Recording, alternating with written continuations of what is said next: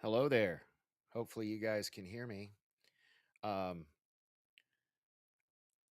I know this is somewhat unusual, but Salty's running late. I've actually been here for quite a little bit and decided to go ahead and go live without him. But anyways, let's see who's in the chat. We got Anthony Mark. Hey, Anthony. Let's see what he has to say here. He says, I remember missing this movie in the theater and seeing it on cable. What a terrible idea for their third film. I, too, did not see this movie in the theater for my first son had just been born. And so I was a little tied up with new daddy duties and whatnot. and uh, and then when I finally did see it, I remember thinking, oh, this might have been an okay two-parter for the series, but you know, kind of underwhelming as a movie, but at least I got some more Star Trek. That was kind of my feelings at the time. And then Anthony Mark also says, Hi, Danny. Hi, Anthony Mark. Let's see what else we got here. We've got Mike Richards. Greetings from Columbus, Ohio. Hello, Mike. Thanks for joining. We got 47 Yorktown in the house. 2 words, Baku bread. Okay. We got Stan Lee. Let's see. We got Alex Moore. Good evening. And we got Lancer 737. Hello, Lancer. Bradley Briggs is in the house. Uh, so I'm super quiet. Let me check my settings. Thank you. Usually I have, usually Salty's here in the beginning. Interesting. It says,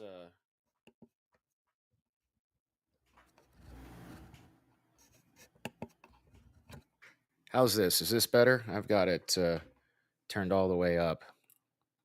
So Stan, let me know if this sounds better, please. Let's see. We got Lancer 737. He unfortunately saw this in the theater, and he felt like TNG movies went downhill fast after 8. I agree. Although Salty, I know, was not a fan of the 7th installment, First Contact. So, or no, the 8th installment, First Contact. 7th was Generations, which I hated. I hated. I hated. In fact, we were joking on if you go to supportsalty.com, if he's uploaded our watch along from Saturday there. Um, I feel like I have to lower my score on Criticless for Generations to make room for the low score I plan on giving this. Spoiler alert. I guess that's my hot take. We got Don Power Ranger in the house. I'm doing well. We started later today to go ahead and get everybody prepared because I start my new job Monday. And so our new time will be 6 p.m. Pacific. Although I kind of wish we had started in our new days, Wednesday and Thursday, because Monday and Friday are days I actually have to go in to the office. And Friday's just a super busy day. And then, but I went to the Film Threat meetup here in Las Vegas last night. I'll share some pictures here in a little bit if we have time before Salty joins. And excuse me. And I'm supposed to go to the Friday Night Tights Nerdrotic meetup tonight. It starts at 7. This stream probably won't end until 8 if I'm lucky, which will get me there around 8:30, and I have to leave at 9:30 to get to my 10 o'clock AA meeting. So I kind of wish we'd started earlier today. I was actually available, but Salty was doing some Uber, trying to make some money so he can afford all the bells and whistles that the Nerd Fight Show has to pay for to bring this fine free content to all of you folks. So if you want to support Salty, drop him a super chat. I'm pretty sure in the description there are links to support him. Normally I would be a prick and say support me, but I didn't even put the links in my description today yet because I don't want him to think I was trying to, raise money for me while he was gone. So if you guys want to help out the show, check out the links in the description or throw a super chat. old man Salty doesn't have to keep running late doing Uber rides. Anyway, we got Mike Richards talking to Lore. The making of Star Trek Insurrection. And let's see what we got here. It's just going to be a crazy crowd. Didn't you meet everyone the other day? No, yeah, but not everyone. Culture Casino is going to be there tonight. My mom really wants me to get some kind of poker chip from him, so hopefully he still has those because I'll probably be getting there about 2 hours after the event starts and only get to stay 30 minutes to an hour. But it should still have fun. What we got here? We got GK Design. Congratulations on your sobriety, one day at a time. I really do appreciate that. Let's check. I have this app I use called Everything AA. So today I've been sober for 37 days. If you didn't drink today, you were successful, and indeed I was. But that also means I've been to 30 straight days of AA meetings. I'm doing the 90-day challenge, so I'm a third of the way there. So I appreciate everyone's support, and everyone was super supportive last night. It's the first time I'd seen the Salty Nerd guys in person this calendar year.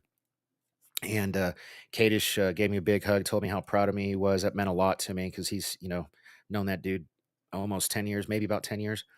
And yeah, he's seen me at my absolute worst, I'm sure. So that meant a lot to me. Vader, was proud. Alex was there. Jude was not there. But I got to meet Blaine from Criticless in person, and we got plans, some exciting things coming up. Hopefully, we'll get him to join us for at least the first J.J. Abrams Star Trek movie, if not all three. And we're going to start a sponsorship partnership with him for the month of May. So that should be fun. Let's see who else we got here. Lancer 737. Was talking to Lore. Anthony congratulated me on my 37 days. Thank you very much.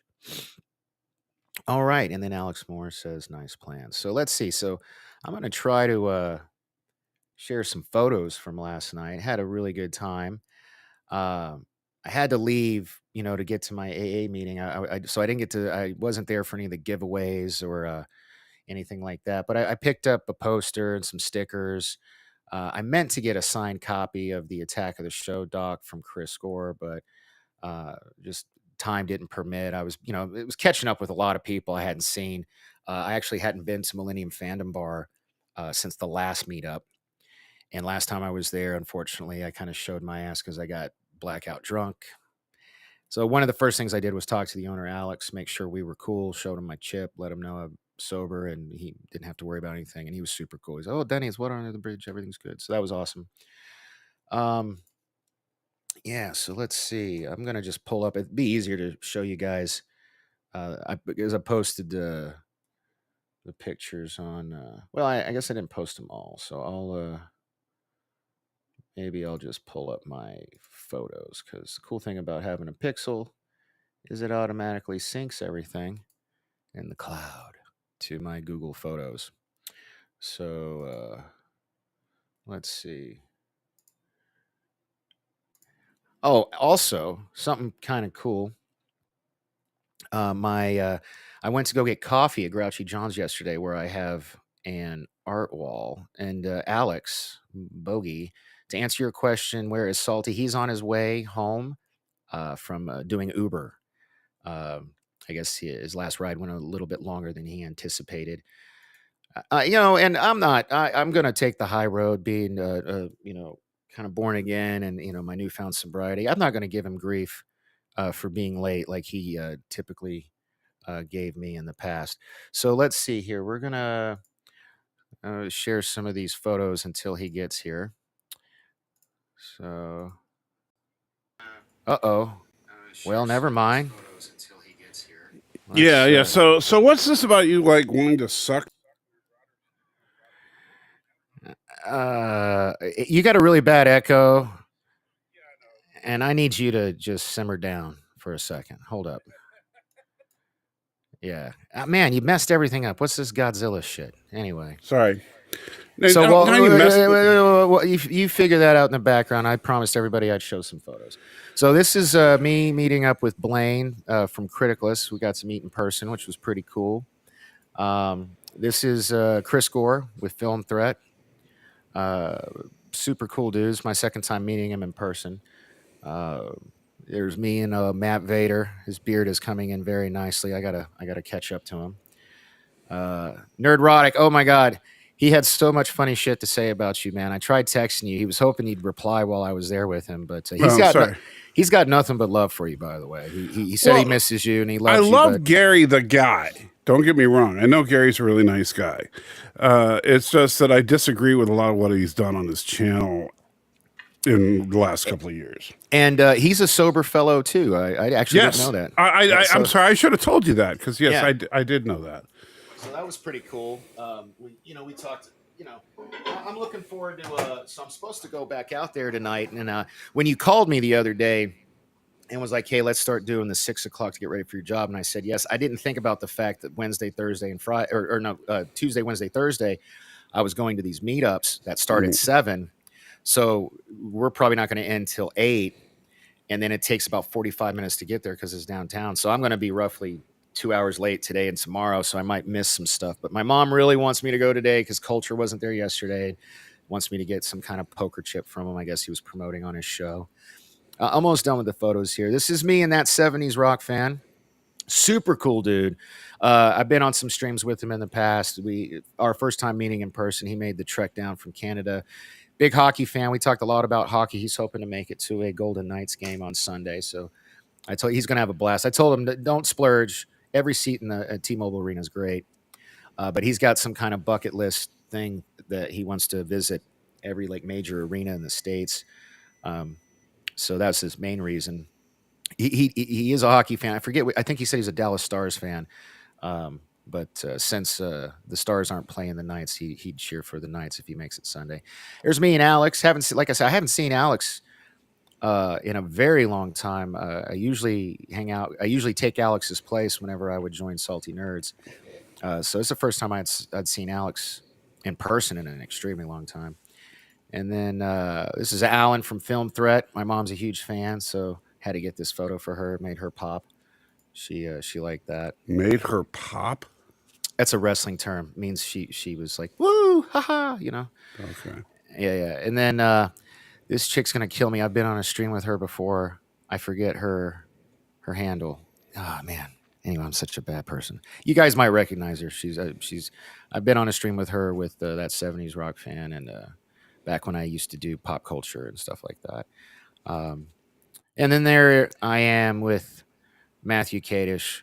Like I was said, I had a really good interaction with him. Big hug. He told me how proud he was of me, and I actually got to talk to him about while I was in rehab. I read his first book in the Earthman Jack saga, and it was really, really good. Really, really good. Surprise, surprise! It literally made me cry a couple times reading it, and I wrote like a whole page of notes and questions and stuff. Asked him if we could. Because the first time I met him, I was actually interviewing him at the Star Trek convention like 10 years ago about this book when it first came out. And I hadn't had an opportunity. I didn't have a copy of the book at the time, so I hadn't got to read it. But I still have all the footage. Now, that interview was up on my original YouTube channel, which was youtube.com/fatbeardlv. But you guys have probably heard me complain about this in the past. And yes, Creep, I was talking about the Dallas Stars. But YouTube took that channel down. I tried for like almost a year to try to get it back up, and I couldn't. And that's why I kind of stepped away from YouTube for a little bit. And when I came back, I was basically Kato K. I just guessed it on everybody's show because I was so pissed over all the subscribers and content I'd lost that I'd built up for almost a decade. But it is what it is. The cool thing is, though, I still have the raw footage from that interview. So he's agreed to do another interview now where I'll have specific questions, and having had read the book and loved it so much, it'll be a better interview, but we're going to splice in some old clips from 10 years ago where it was a very skinnier Matthew Kadish and a much fatter, large me with a very long biker beard.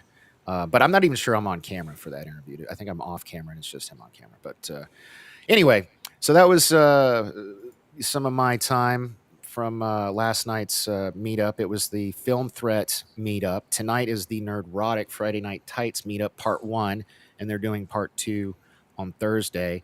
And I am going to go out to both nights. I'm just going to be. Yesterday I was early, which was nice. Today and tomorrow, unfortunately, I will be late, but it is what it is. Obligations and whatnot.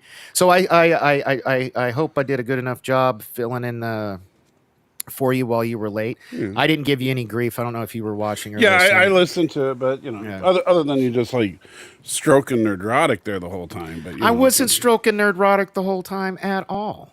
In fact, so it I seems got like you were stroking Nerdrotic. I got to share this with you guys. So I'm talking. And Ariel, to, the reason I'm darker than usual is because I rushed to get up here and I didn't have time to get the lights set up. So yeah. So I texted. So I'm talking to Gary at Nerdrotic. And I have to remind him who I am. He met me last year, but he meets a lot of people. And I got 387 subs, and we only have 12,000 on this, and he's got 1 million. So we're small fish. So I had to remind him. And as soon as I brought you up, he big smile lit his face up. He's like, "Man, I miss that guy. I haven't seen him in forever." And then we immediately start talking about Star Trek Discovery. And I was like, "Yeah, as a matter of fact, he kind of liked it. We were, optimistically, cautiously optimistic." You said he kind of liked it. Did you tell him? No, I said we kind of liked it. We're cautiously optimistic. Yeah. And he says, and I sent, I'm reading the text. I saw your text. Yeah. No, I'm reading it for the audience. He says to tell you hi and that you must have had, so he knew who the he was because it's a picture of the picture I showed you guys of me and Gary. So he said to tell you hi and that you must have had a brain transplant for liking Discovery this season so far. He also says he loves you. And he was hoping you were going to reply, but you totally didn't. And then when I sent him the picture of me with Blaine, and Blaine said to say hi. And I actually haven't got to talk to you about this yet, Salty. We're going to do a sponsorship thing with him. I heard you mention that. So and then I'm gonna send an email that I'll CC you in on. Okay. And the mail. We want your mailing address. He's already got mine. He's going to send us some swag. And hopefully he'll be on for at least the first J.J. Abrams show that we do, if not all 3. Yeah. But he's going to send you like some shirts and stickers. He just needs your shirt. So anyways, we'll talk about this later. But, had a really good talk with Blaine. Just so you know, the reason I didn't answer right away is when you texted me, it was 10 o'clock at night here. Right. Yeah. So I didn't, I wasn't near my phone at the time because I was getting ready for bed. And then, when I finally saw it, I was like, "Oh, cool!" But by that time, it was, I was like literally lying down to go to bed. Since it wasn't like, "Oh my God, I'm having an existential crisis," I just figured I'd leave it alone. No, that's fine. That's fine. I'll see him tonight. And Ariel, as far as Gary is concerned, let me say this because I want to make sure I'm clear on this. I strongly disagree with a lot of the content on this channel. But I love Gary. Gary and I go way back to when his channel was tiny. And that's why he remembers me, because he and I used to talk all the time back when he had like 3,000 subs. Like I said, when I mentioned you, his face lit up. He smiled. He's like, "I love that." His knee-jerk reaction was, "I love that guy. I miss him. How is he?" Blah blah blah. Well, the problem is that, and I know he has to make business decisions. Basically, I don't fit the narrative on Friday Night Tights because basically it's mostly an echo chamber. Friday Night Tights, you're never going to have anybody say, this episode of Discovery wasn't that bad.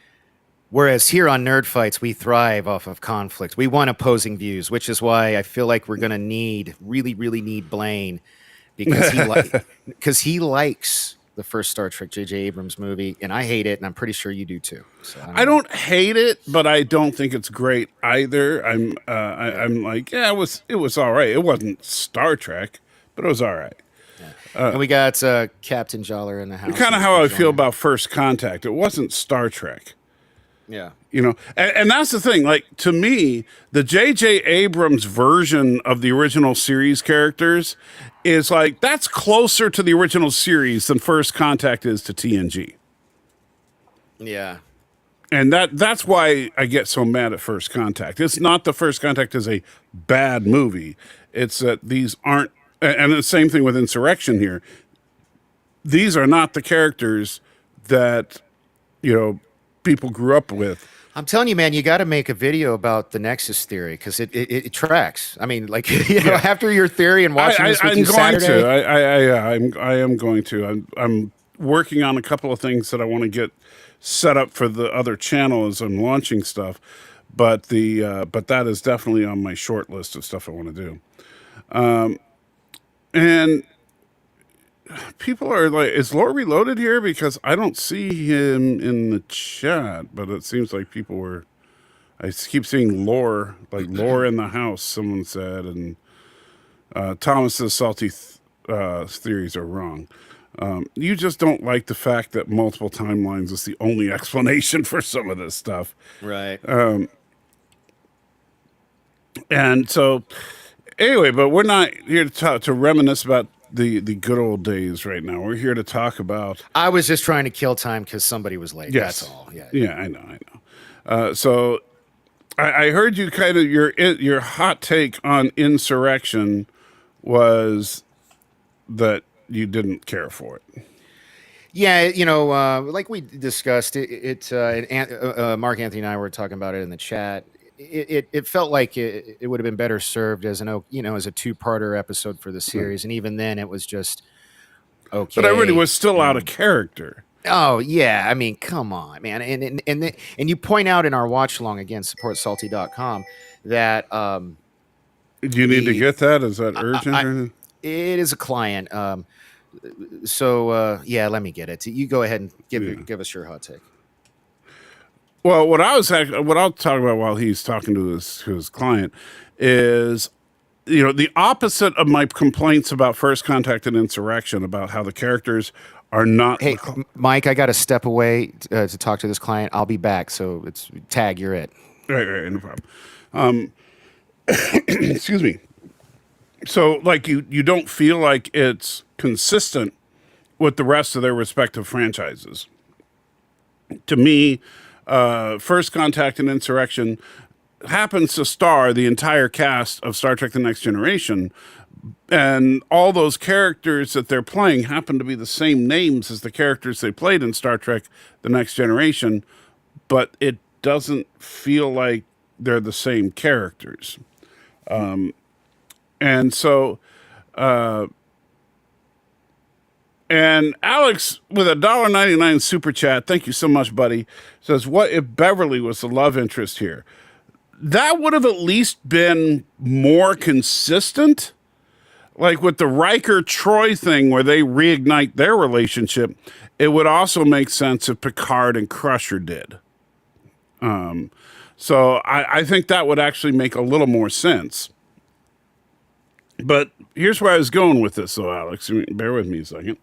Is that the opposite is true of a movie that the wife and I watched yesterday, and I just wanted to point this out if anybody was on the fence about seeing it, and that is The First Omen. The First Omen not only feels like a direct prequel to the original Omen, they filmed it with the same type of film stock that they used. The color grading was the same. It feels like it's the 1970s. They were extraordinarily careful about trying to make this feel like it belongs in the original franchise of The Omen 2, and Final Conflict. That this is actually like the first chapter that comes before The Omen. And so if if you like that kind of movie, I mean, because it's not for everyone, it is a hard R horror movie with some gore, I have to say, unlike any gore I've ever seen. And to give you guys an idea, it is the most graphic fictional depiction of childbirth that I have ever seen. And I get the feeling, and Spring is going crazy there because she hears that the wife is home. But it is, yeah, it's absolutely insane. I've never seen anything quite that graphic when dealing with childbirth in film. I mean, I've seen documentaries about childbirth, but that was the only way I've ever seen it more graphic than what we got in this movie. Is a documentary filming of an actual childbirth. But if you can stomach that, and if you like the Omen films, I highly, highly recommend this movie. And so if you're interested, the first Omen in theaters right now. And Ariel says, I think you're just biased that they tried to do something different with the TNG group. Was the TOS group show to be out of character in any of their movies? Yes, they were out of character in Star Trek V, and I can't stand Star Trek V. And honestly, part of the reason that I don't like Star Trek V is because people behave out of character. I also, and I have complained about this repeatedly, is I can't stand the way that Kirk, Scotty, and Chekhov were treated in Generations because they don't feel like their characters there. I've also complained in the past about the way Scotty is written in the TNG episode Relics because he doesn't feel like Scotty there. And a $1 donation from, oh gosh, that's so small. Spider Johnny Darko, you're telling me you didn't like the Professor Xavier, Mrs. Dr. Octopus love triangle. No, I did not. The Professor Xavier, Mrs. Dr. Octopus love triangle, it's not even a love triangle because there's not a third person there. So I'm not sure why you call it a love triangle. It's more like a love line, if that. But no, I found it utterly unbelievable that Picard would beam down, and this chick who had been there for 300 years gets one look at Picard and it's like, ooh, a bald man. And all of a sudden she's all hot for Picard. Whatever. She felt she was hot for Picard because Picard is the main character of the movie, and that's it. So no, I think that all of the TNG films are crap. That's my honest opinion. All of them are crap. I don't like any of the TNG films in comparison to TNG itself. Like if you were to take the any of the TNG movies and you compare it to the top tier TNG episodes like All Good Things, The Inner Light, Best of Both Worlds, Chain of Command, those episodes are all better than any of these movies. But when you look at TOS absolutely peaked at Star Trek II. And Star Trek 2, 3, 4, and 6 tell a singular story that is actually really, really cool about the later years, if you will, of the crew of the Enterprise.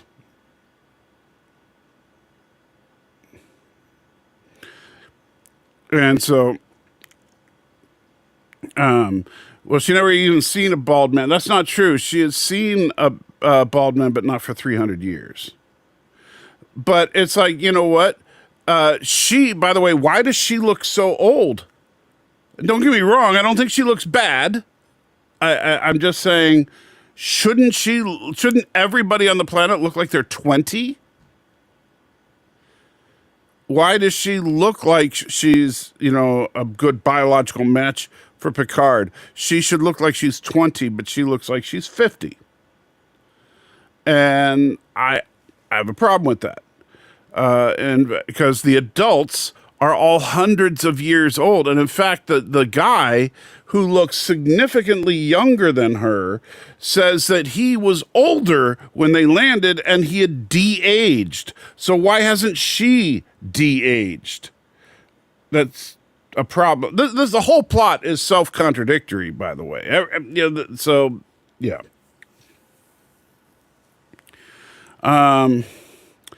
Thomas says, I forgot Sub Rosa on my list of good TNG.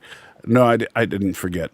Alex says, also Clone Wars, the show, is superior to the prequels.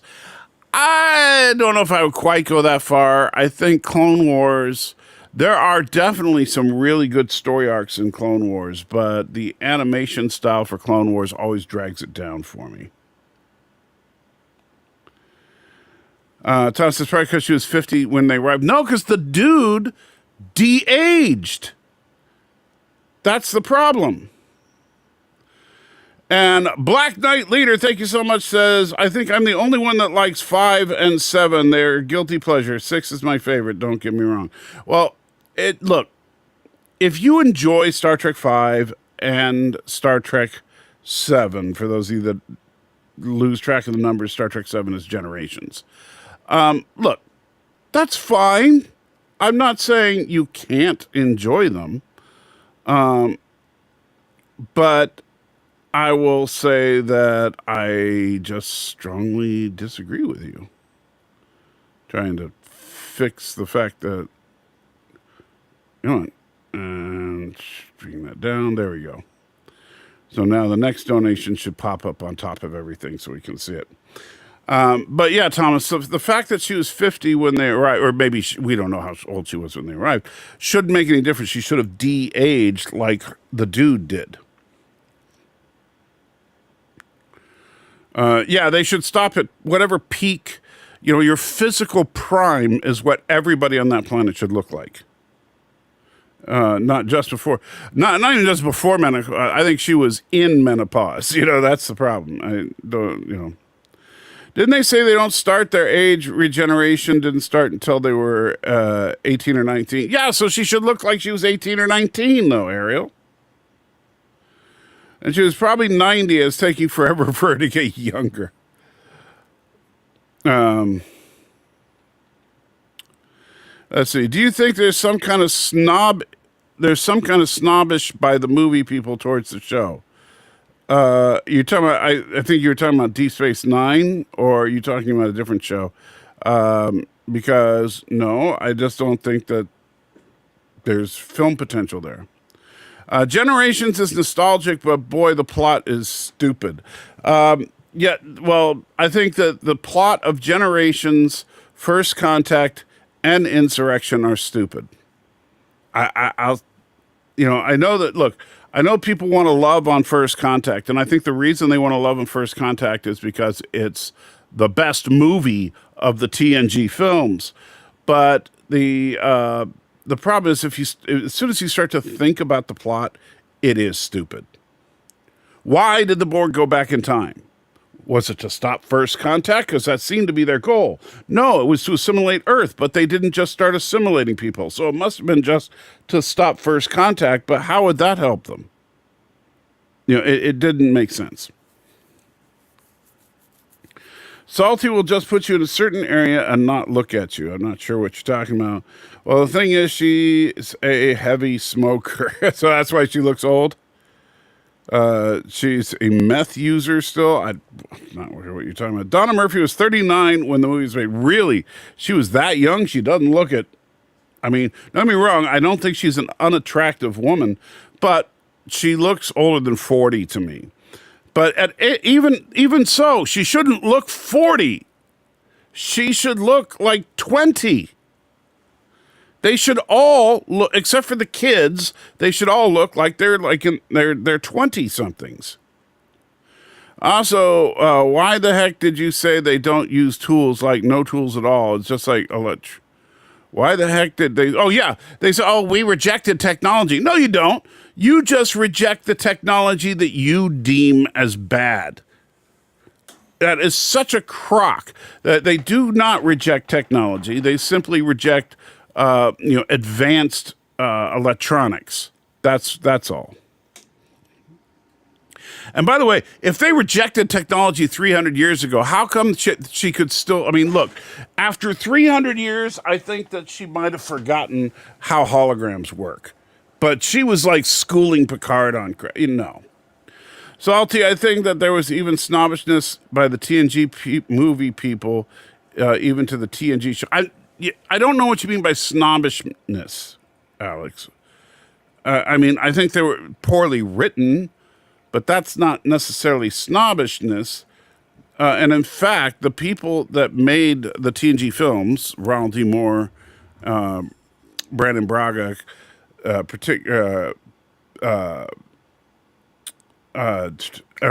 Rick Berman,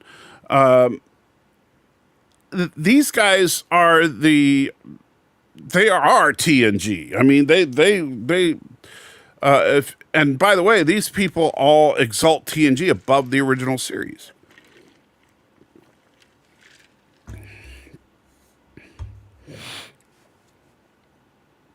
Ariel says, everyone loves First Contact because of one scene, the Battle of Sector 001. Bingo. I agree 100%. It's a great scene, but yeah, that doesn't make the movie. And it's still not, why didn't it pop up that time? I'll have to look. Alex, oh, that's a super chat. I wonder, that's probably why. So I'll get to that in just a second. Yeah. Stopping First Contact would have prevented the Federation from forming, and Borg could have assimilated humans without Vulcans and Dorians, etc.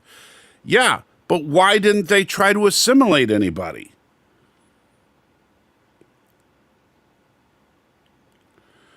If that's, I understand what you're saying. Stopping First Contact would, but that's assuming that the Borg weren't going to take over like right there and then. There was nobody in the Alpha Quadrant who in the 21st century could have resisted the Borg.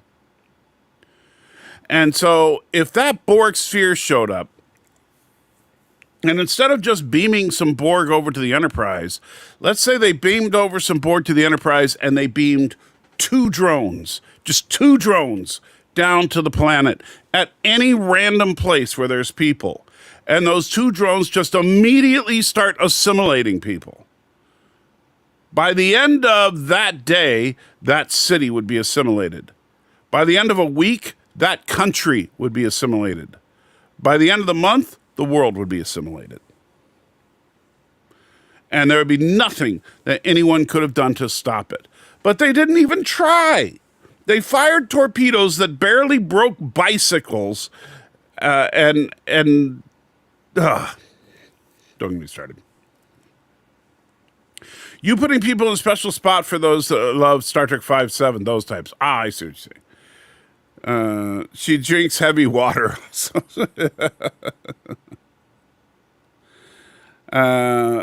Salty has very high standards, no fat uggos. Look, I just want the movie to be consistent. It's not. Okay? I do have high standards, though. So they are Amish. They're not even Amish, because if you look at the tech that they have, it's more advanced than the Amish.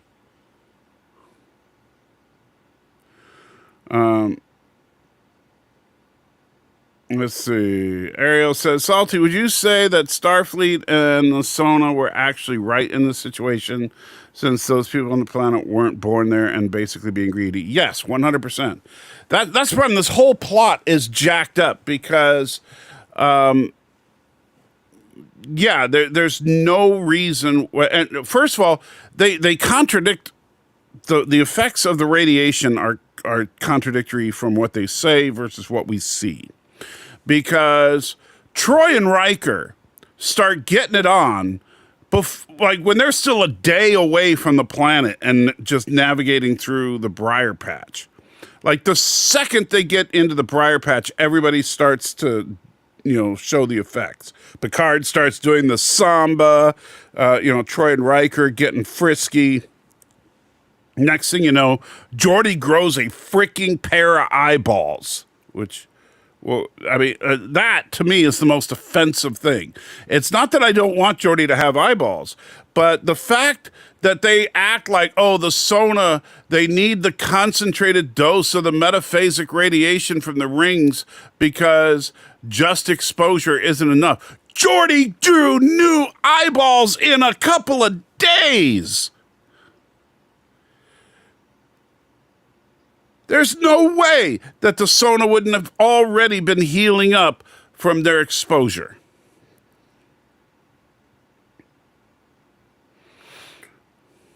Remember when they were going back in time, data reported Earth's population was 9 billion all Borg. Yes, but my point is that the Borg motivations seem contradictory.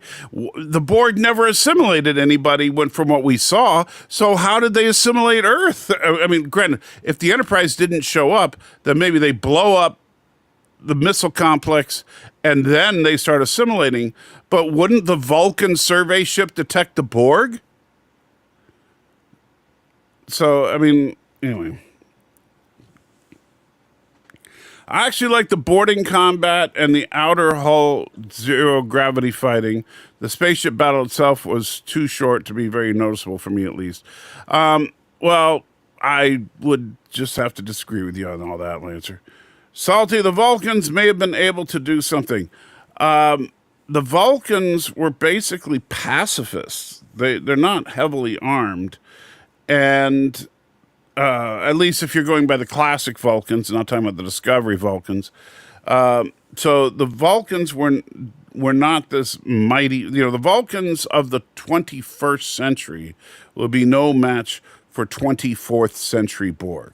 And that's what so, yeah. Is exponential right? Yes. The clones start assimilating more clones. Yes. So that's why I say if you beam 2 Borg down, within a couple of minutes, there's 4 Borg. Within a few minutes after that, there's 8 Borg. A few minutes after that, there's 16 Borg. And nobody on Earth has weaponry that can deal with the Borg.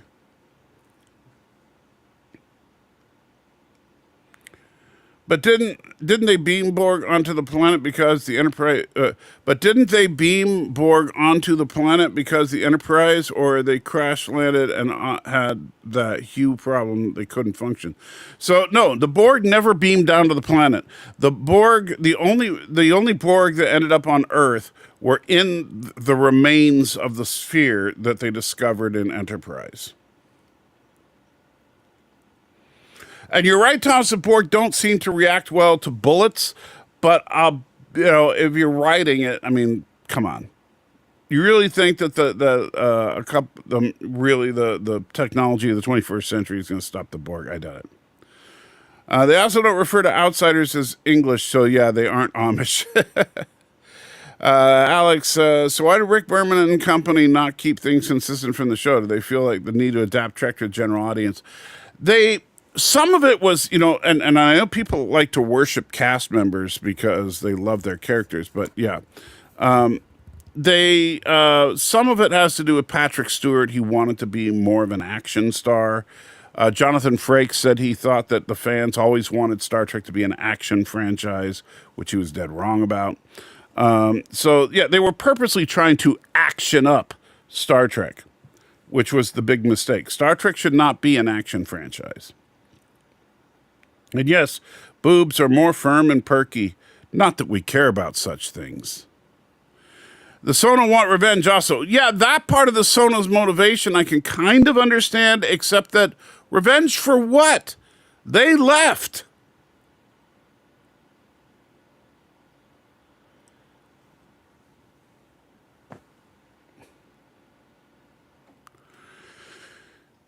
LaForge can grow eyes, but Picard can't grow hair. But yeah, why didn't Picard have a full head of hair by the end of that movie? He should have. Sounds like you don't even need to live there. No, you don't. You just need to be in the general vicinity of the planet. There is absolutely no need for the Sona and the Baku to fight at all. The Sona could have just built a space station orbiting the planet, and end of story. And by the way, Starfleet could build a string of star bases around the planet and use that as their primary medical center and start sending every sick and injured person there so that they can get healed by the metaphasic radiation. And who cares? And I know that the Admiral's like, but who'd want to live in the Briar Patch? Anybody who's terminally ill. You know what? I have MS. You know what? I'd move to the Briar Patch if the Briar Patch was going to fix me.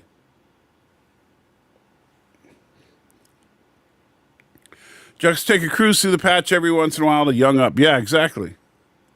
ABJ, am I on the right movie? Well, we'll find. We're just waiting for Danny to get back. Insurrection seems being roughly inspired by this side of paradise, just like the Nexus and Generations. There's probably some truth there. Based on Enterprise era Vulcans, they wouldn't do anything that has nothing to do with them. Yeah, that's the Sona that were on the planet that was getting regeneration and said that it would have taken months of being on the planet to receive regeneration, even though LaForge took a couple of days. Yeah, I know, it's stupid. Why would it take them months if LaForge could grow eyeballs in a couple of days? And I don't even know if it was a couple of days. It might have been one day. Lance says, what's very funny to me is that the Sona brought up the Dominion as a reason for getting the radiation, but the Sona are a Dominion ally, if not a Dominion proper. Yeah, I know. They make the Ketracel white for them. And that's even mentioned in dialogue. The Vulcans would pull an extremis and glass the whole planet. I don't think so. Well, bullets did stop the replicators from Stargate. Well, okay. But this isn't Stargate. Salty, you don't understand. The people of Earth did have a hard counter against the Borg. It's harsh language. It would have worked for the colonial Marines. Oh, wait a second. And we got $1 from Mercer. I like the music during the opening credits. I like the Briar Patch is Klek, Cattell, Brack, and Klingon. Good to see you. Okay, I'm not sure why he's giving me the Klingon pronunciation of it, but very cool. Let's see. Replicators hate bullets too. Ward Stewart would think that a Fountain of Youth story suggested he was already old. Well, he is old. Also, Replicators versus Borg, who'd win? I'd have to go back and rewatch some Stargate to give an honest answer there.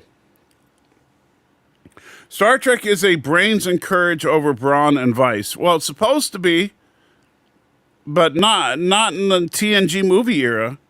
Maybe they were going to do the assimilation after stopping for first contact just so that the Queen can get data action. Yeah, but the Queen... no, I'm saying, but what was their plan initially? Because when the Borg first show up, before the Enterprise shows up, they're bombing the crap out of Montana when they should have just been beaming drones down all over the planet.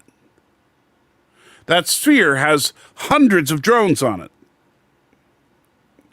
Salty, imagine the problems that would happen if Picard's heart grew back. Yeah, that would be interesting. And there's Mercer, says hi. Hey, Mercer, yeah, I'm a little bit behind in the chat, sorry. Captain Jowler says, so we're going to start this train wreck of a film. I'm ready. I'm waiting for Danny to get back. And we're not watching the movie, just to warn you. We're talking about it, but we can't show you the movie because then I'd get a copyright strike. Danny must have really messed something up. Probably. Salty, judging by how Picard turned out, I'm not surprised that Patrick Stewart was not satisfied keeping Picard the diplomat that he was. I agree. Website is down. We're losing business. Huh? What website? Danny is with an OnlyFans client. Yes, I agree. I think that's what's going on. Danny has we're starting a NERDFIGHTS OnlyFans page. No one ever thought about lost jobs of the skin stretching women. Yeah. Oh, gosh. Replicators, I put my money on them, says Bradley. There's no such thing as replicators in the Stargate movie, therefore they aren't canon. Thomas is a hardcore. The only Stargate is the movie. We don't know the sphere had hundreds of drones. Yes, we do. Those spheres, I mean, come on. That sphere is as big as the Enterprise. The diameter of the sphere is the size of the Enterprise E. That thing is huge. There are probably thousands of drones. I'm just being nice and saying hundreds. They're in the Ark of Truth. Not sure what you mean. If I remember right, about 10 minutes of Star Trek Star Trek 1 was enjoyable, or Star Trek Insurrection. I don't even know if I would say that. Borg or Cybermen? Oh, Borg all the way there. And the Cybermen, while the Cybermen and the Borg are very similar in some ways, the Borg have the advantage of being able to just instantly turn. Like the Cybermen could easily be assimilated by the Borg, but the Borg could not be easily assimilated by the Cybermen. Sorry. Even though Bradley disagrees, says Cybermen all day, every day. I don't think so. Insurrection, not one. Yeah, sorry, I misread that. Salty, I would go to the patch. I heard that that's where they're keeping Mr. Plinkett's pizza rolls. I'm so hungry. I've been waiting for years to get pizza rolls. Me too. I sent him a message back when they did their Phantom Menace review, and he said that the pizza roll was in the mail, but I never got a pizza roll. In Voyager, Queen mentioned a sphere had 11,000 drones. There you go. So assuming the sphere was only at half crew, then it had 5,500 drones. Stargate movie Ark of Truth had replicators, therefore canon. And I like the bit where Worf says you only have a bit of air left. That was a funny line. I'll give you that. Interesting. I was watching Plinkett tonight. Cybermen are pretty wimpy, accepting rare incarnations of them. Well, and the thing is, it's the Borg assimilation process I don't think the Cybermen can counter. And the Cybermen don't have any weaponry that I think the Borg would have too much difficulty with. Would they be using the prior patch radiation on Kirk when we saw him in Picard 3? Oh, yeah, see, that's a good idea, Ariel. They should, if they have Kirk's remains in that stasis field, they should be injecting it with briar patch radiation to bring Kirk back. Very smart. Did you keep the version with Matthew on the blue screen at the end? No, I should have.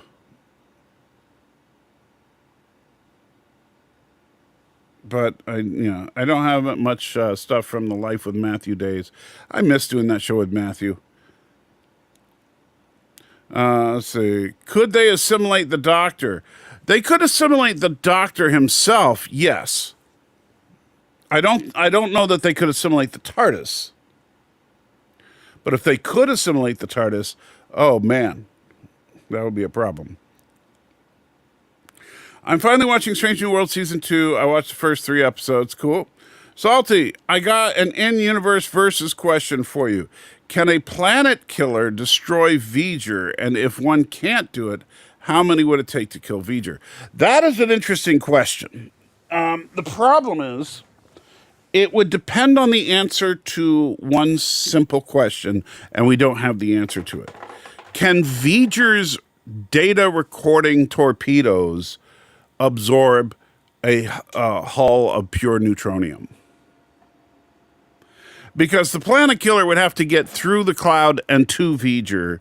I think if the planet killer could get close enough to V'ger, absolutely, I think the anti-proton beam would slice through V'ger, and planet killer could eat the remains. But if V'ger hits the planet killer with those recording torpedoes, if it can data absorb neutronium as easy as anything else, planet killer will never get close enough. So my initial thought is V'ger wins.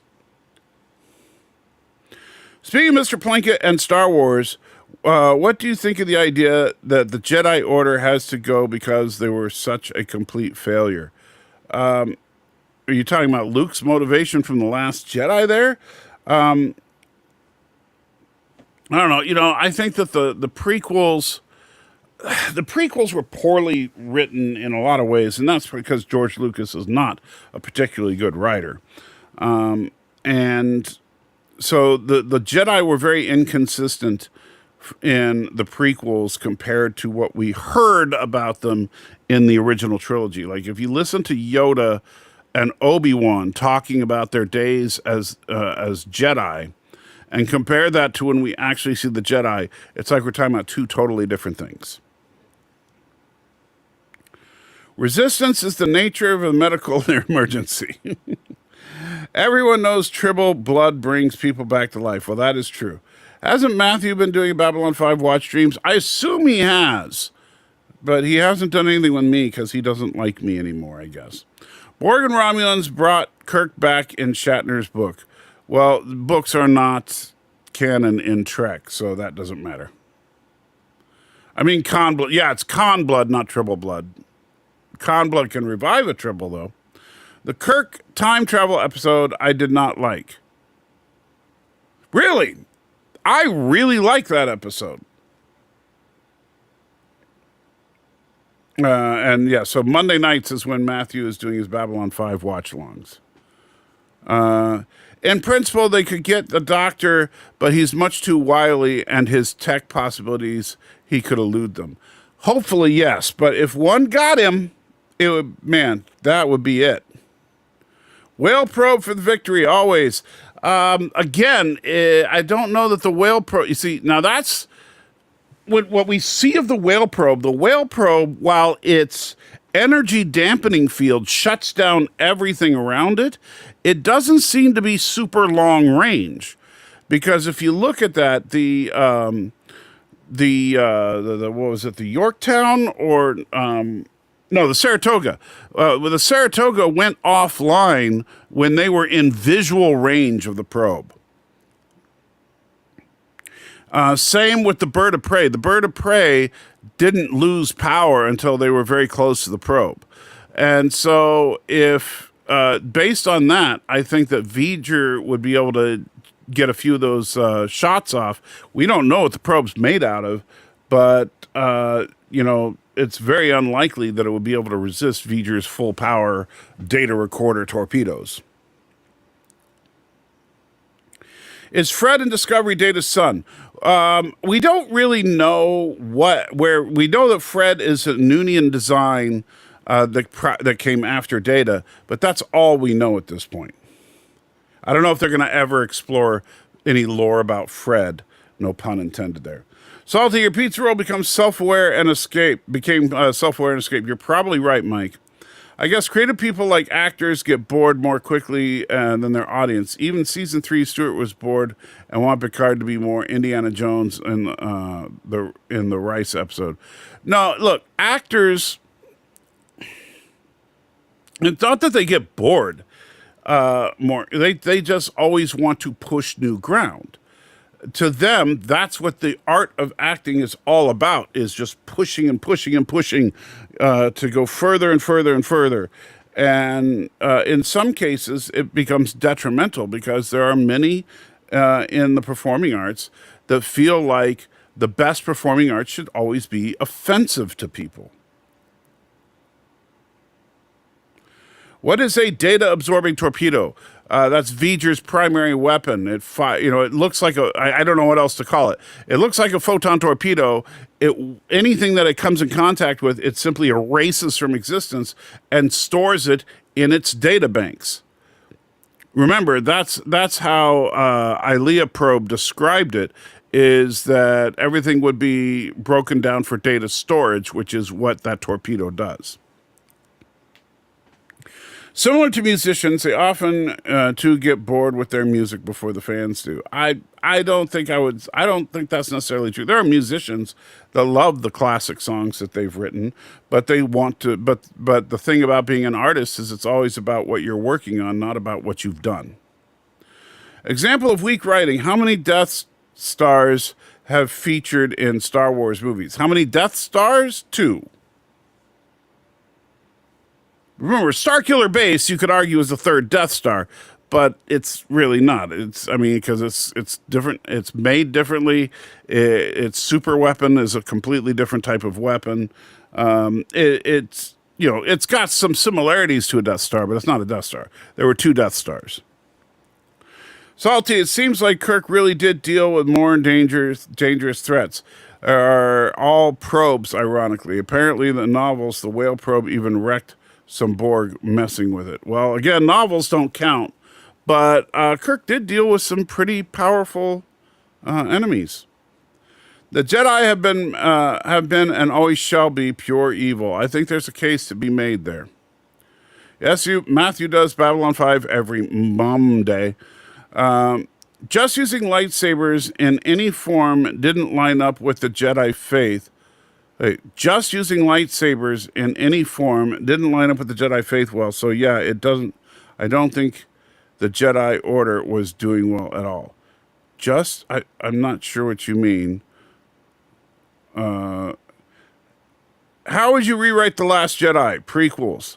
Oh, dude, that's such a loaded question. I could do an entire show just talking about that. I may actually do some videos about that. I've thought about it in the past.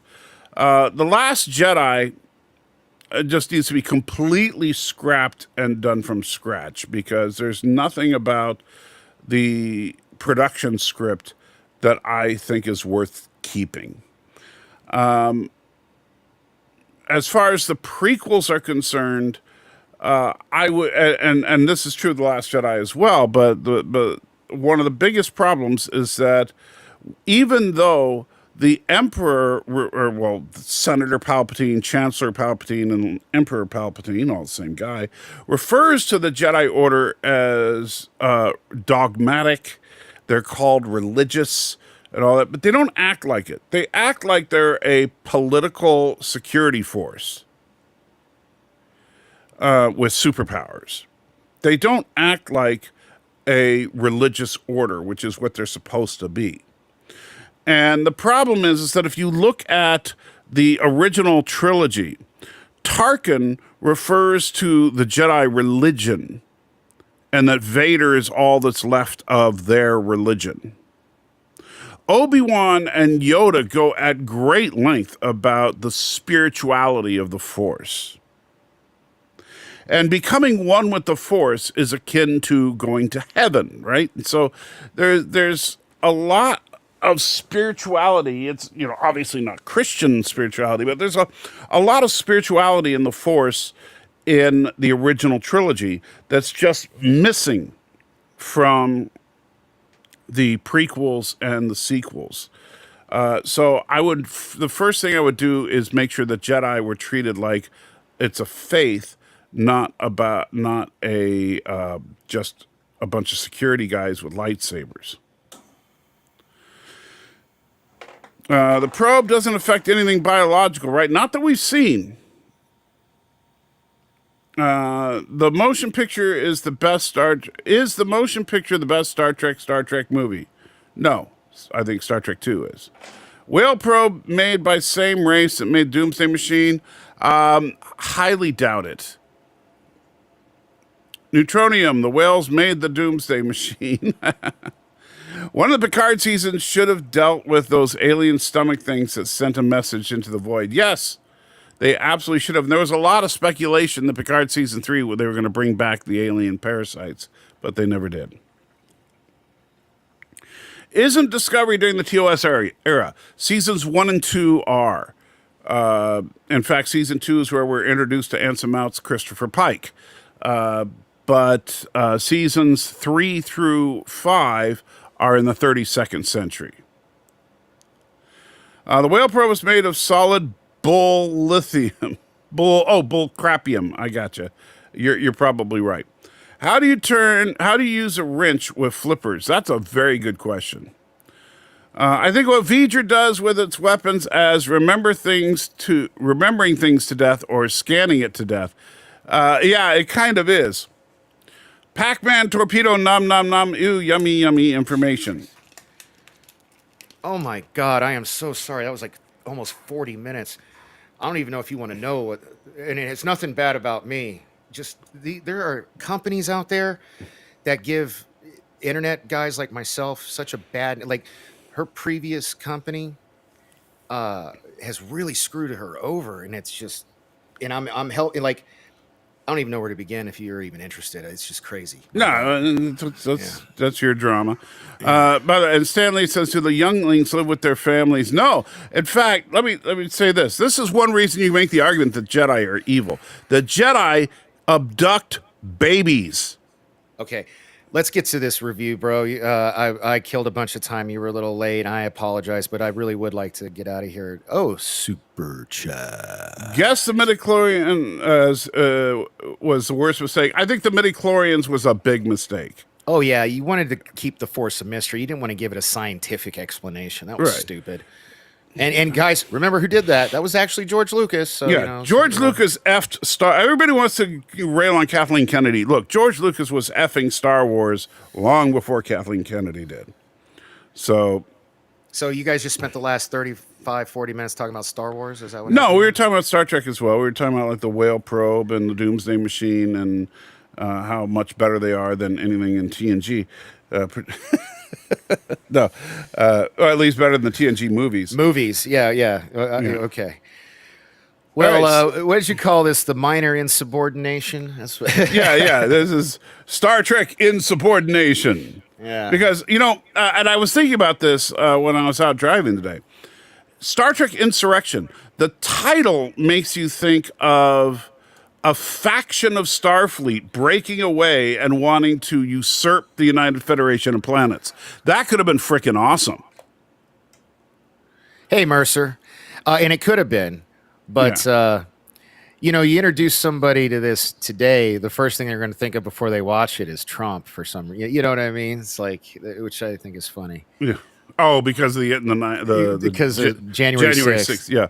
Yeah. But you know what I'm saying? That's an insurrection. An insurrection is an attempt to overthrow or occupy an existing authority.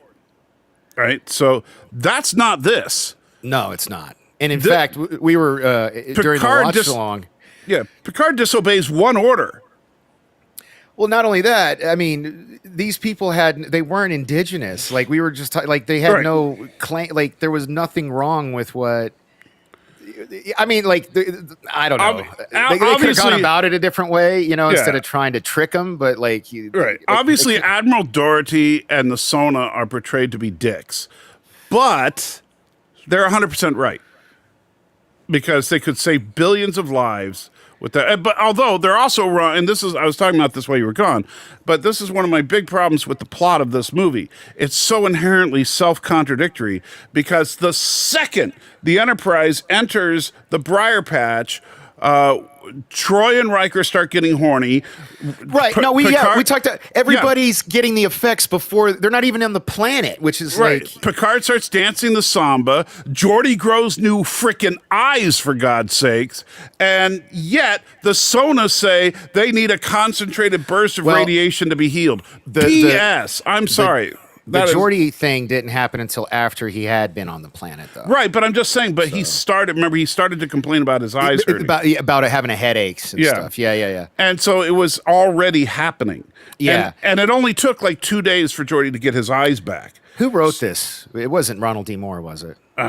Let's take a look at John Freeman, Spreiner, whatever. And I need to reach out to Jason. He liked and shared some of my stuff on Twitter, and I still haven't sent him a picture of my. In fact, I'm going to do that now. I feel bad. But yeah, let's.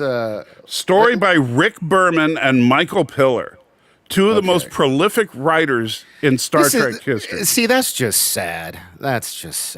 And who gets the screenplay credit? I think it's Michael Piller, actually. Just saying.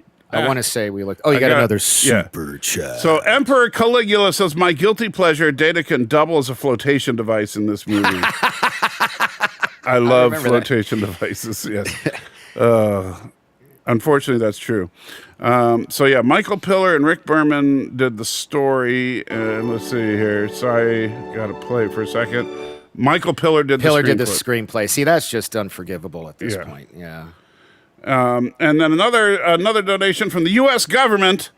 Super chat. So if the Baku weren't indigenous to the planet, can they be kicked off since Native Americans weren't indigenous here? Guess we did nothing wrong. Here's the funny thing.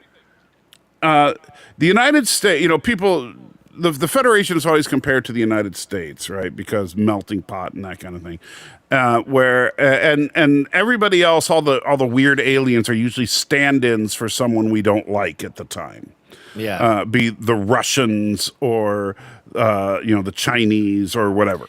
But so what was going on here? Because this, like I said, this movie came out less than a month after my son was born. So this was in '98, into '98.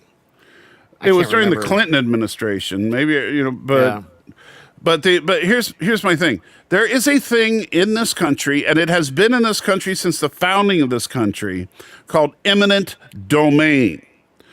Eminent domain means that if, let's say that we discovered a chemical that can cure cancer, but the only place you could find this chemical was underneath the city of Santa Rosa, California. Well, guess what the government would do? Santa Rosa, you're moving. And 24 hours ago, I was rubbing elbows with NERDFIGHTS and other real YouTubers. What do you do? I'm just fucking with you, man. I'm sorry. Wow, really? I'm just messing with you. I'm making a brilliant point, and now you're gonna derail it. Sorry, I had these jokes loaded up for earlier, and then that client call derailed me. Sona. You should just finish your live streams now with Dork Knight out. Go away now. Do you remember Doherty? He would always Doherty out. Yeah. Dork Knight out. Yeah. So no. Seriously though, think about it. Eminent domain. If there was some kind of rare earth or whatever that the government needed that was underneath your house, they take your house. That's how it works. Now they have to pay you for it. Look at this. This should have been on the movie poster. Or the back of the DVD. Yeah. Such a disappointment, says. But you know what I'm saying as far as eminent domain, right? Is that the government will come and they will take your house, take your land, kick you off, but the law says they have to pay you whatever fair market value is. Yeah, no. And dude, like, again, guys, have you loaded this up yet? Is it on supportsalty.com? Yes, it is. So yeah, check it out. You'll see me, like, as we watch this. Your rating for it just goes down and I was like, I'm literally going to have to lower my rating because I still believe you got another super chat. And this time it is the Great Plume of Agarosa. Agosaria. So the CGI ships in this movie look awful, except for the one shot of the hollow ship in space in the last act of the movie. So that's because ILM was unavailable. Not only that, remember during the live stream, I looked up the name of some no-name company. They're not around anymore. And this is the first, and supposedly after I did more research afterwards, because during the live stream, I found a thing that said this was the first movie that used 100% CGI, no models. Then I later found something on Memory Alpha that says it's the first and only movie that only used in Star Trek that only used 100% CGI. So if that's true, maybe they realized I would say that's probably not true of the J.J. Abrams era stuff because I think that's 100% CGI. Yeah, no. Well, yeah, no. This is referring to the original cast and the TNG cast movies. I haven't done any research on the J.J. Abrams movies. I didn't know we were going to watch them until you dropped that on me a few weeks ago. I was like, oh, God.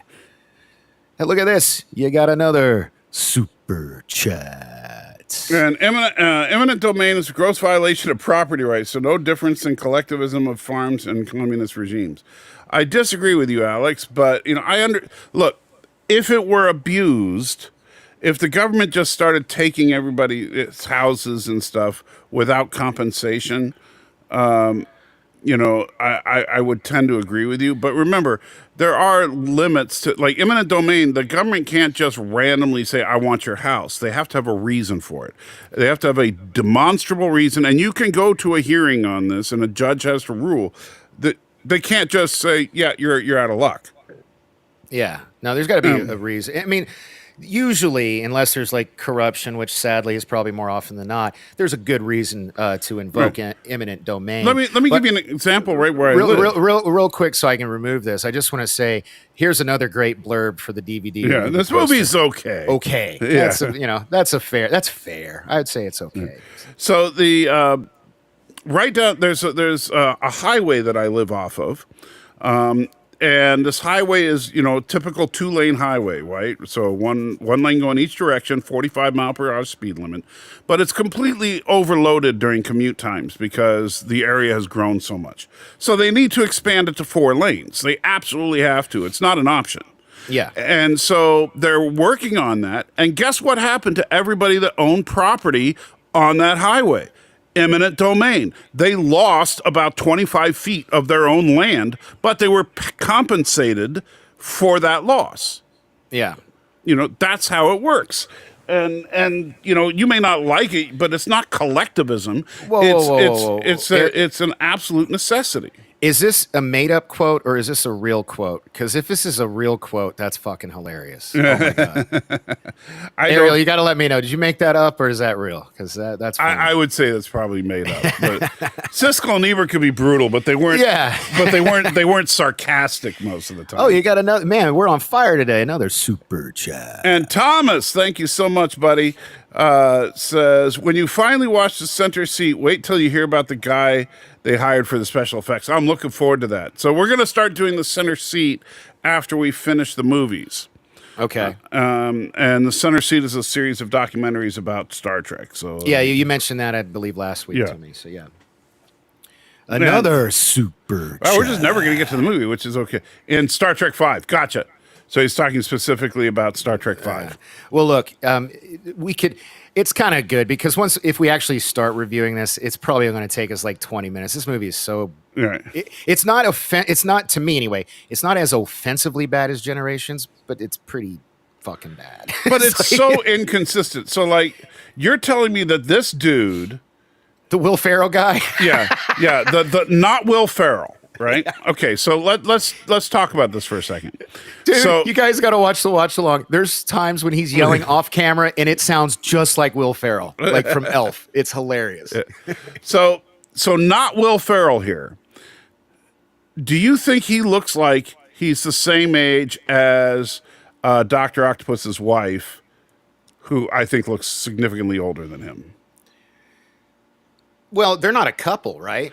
No, that's not the point. Or like, okay, look at this dude, Mr. Sean Cassidy hair here. Oh, I get your point is once they get to a certain age, they're supposed to stop aging. Or right? and the thing is, you can argue, well, they were older when they landed there, but not Will Ferrell specifically said in dialogue that he was significantly older when they arrived, and he de-aged. Yeah.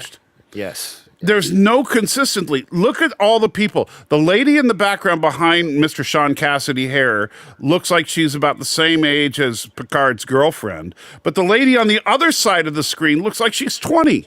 Yeah. So they should all look like 20-year-olds, basically.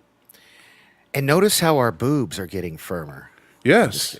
not that we worry about such things. Yeah. And so, these invisible suits, I think, would have come in handy at several situations. Well, like the Dominion War, maybe. Yeah, that was just wrapping up when this movie comes out. Yeah, because they were talking about the big losses the Federation just took in the Dominion War, and yet they had invisibility suits for research purposes only.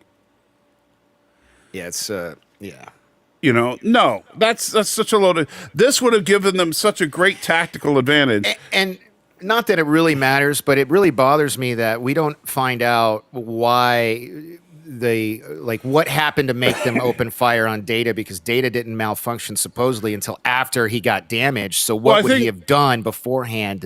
I think the speculation was he saw the cloaked ship. He was a part of it. Wouldn't he have known? No, he didn't. Already? He didn't know about that. And so he saw the cloaked ship, so they were going to try to stop him from reporting it. And so, but... Oh, Thomas, be nice. Come on now. Just be nice. Hey, well, it's true, but, that doesn't change anything. So, and then Data destroys the duck blind from Who Watches the Watchers. I mean, is there anything original about this movie? It's They got the relocation plot from the Native American one of TNG. They've got and the using the holodeck to trick the relocation from the one with Worf's brother, and the duck blind and stuff from Who Watches the Watchers. So, this, speaking of tricks, I think I said this during our watch along. I hadn't seen this movie in close to, if not more than 2 decades. And it was a lot worse than I remembered. It was it was. And then I got you there just picking it apart. And then I'm like, and then I pile on top of it. And I'm like, man, this is, if I gave Generations a 30, I got to lower it to 20 so I can give this like a 25 or 30. It's just so bad. By the way, and looking at the duck blind here, tell me if I'm wrong here, but the duck blind looks like, to me, 2 filing cabinets with some windows in between. And 3 oh my God, that's exactly what it looks like. and 3 laser turrets on top.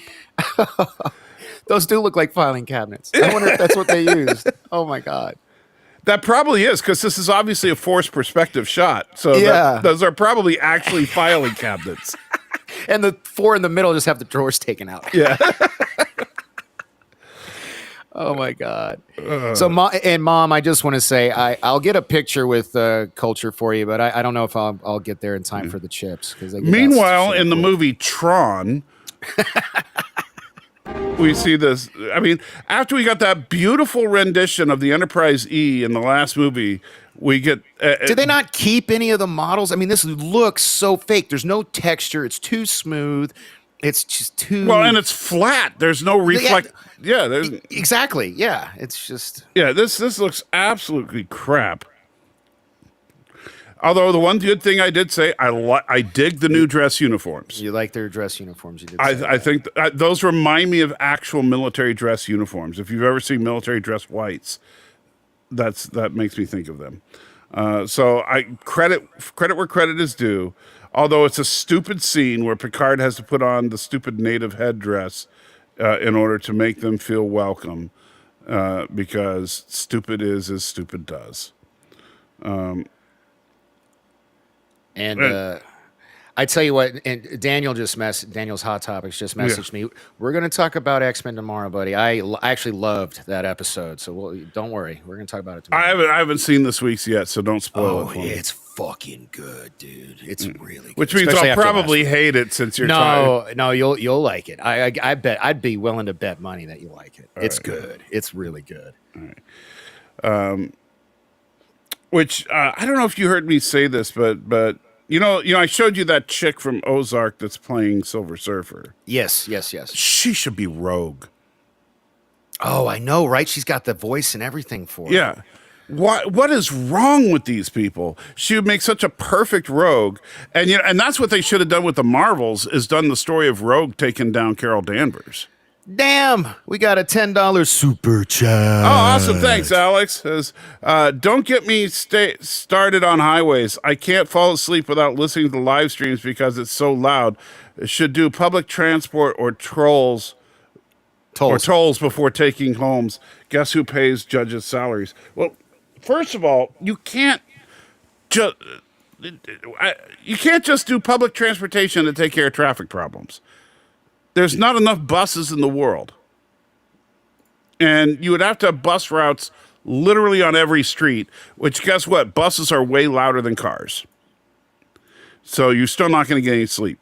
As far as the highway system, it's funded by tax dollars, but tolls are just another way of collecting tax dollars. I mean, different states do it different. Are you scrolling the movie?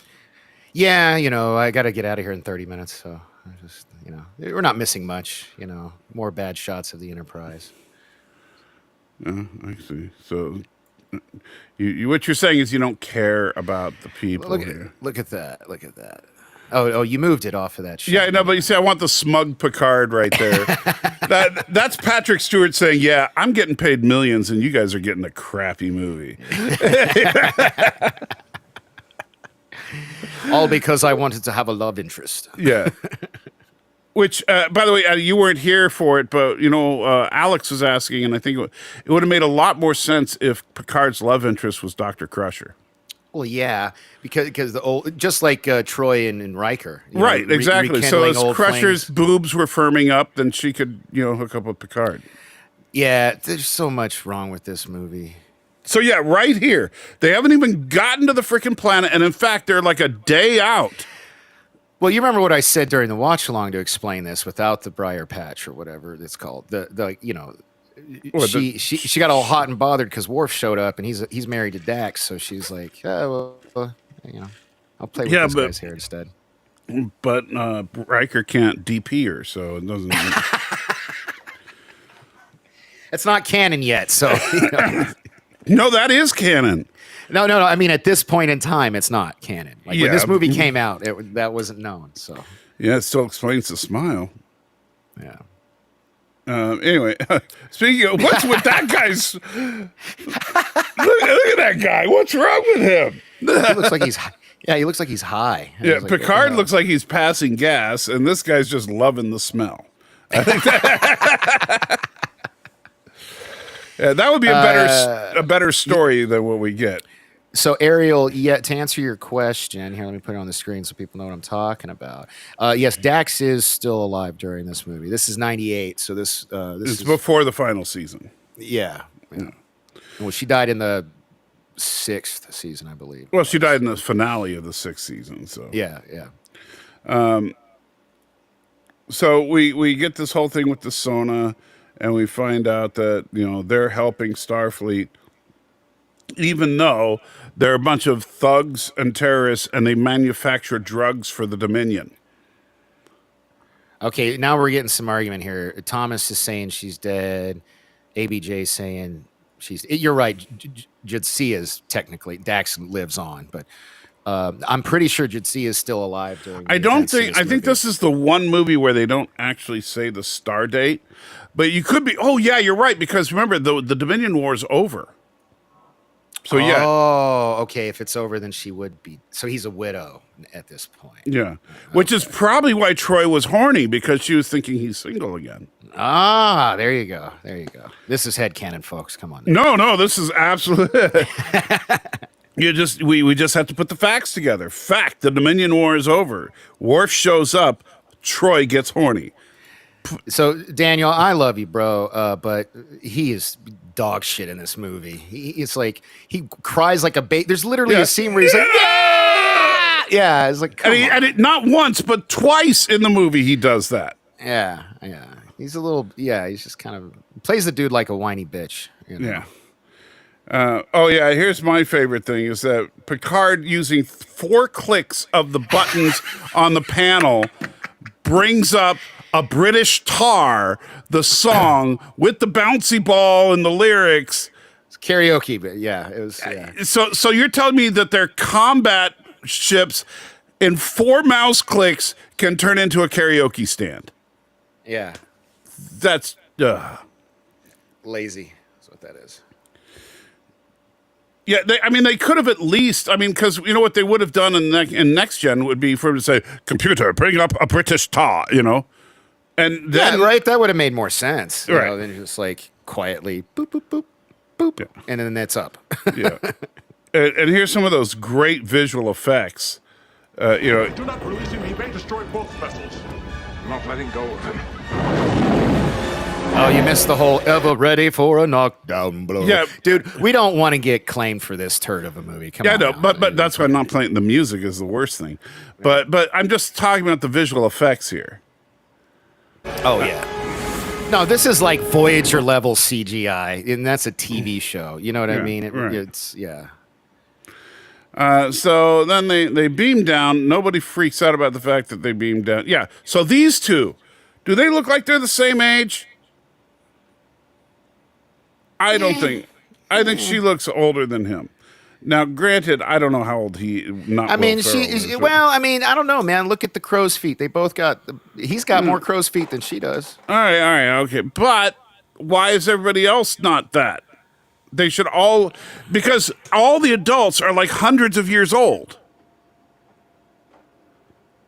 So Mercer saying this movie takes place during the Dominion War. There's a line of dialogue that no, they say the losses from the Dominion War and the Borg, past tense.